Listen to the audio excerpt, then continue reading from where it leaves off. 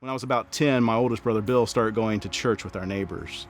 So he was the faithful one in our house. But when I was 12, he committed suicide.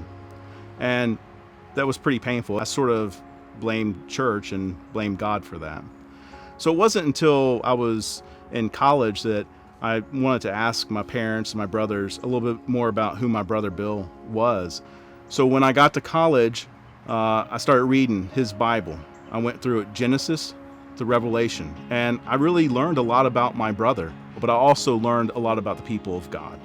As I went through his Bible time and time again, I always read about God saying, hey, go, and his people sort of always saying no, they didn't want to go.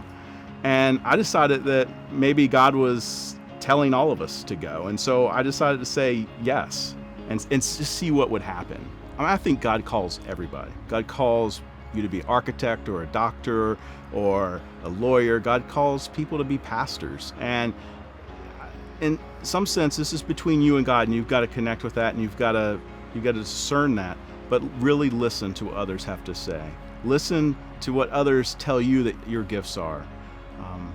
When someone says you're gifted in speaking, or someone says you're gifted in prayer, or you care a lot about people, pay attention to that. That might be God's voice.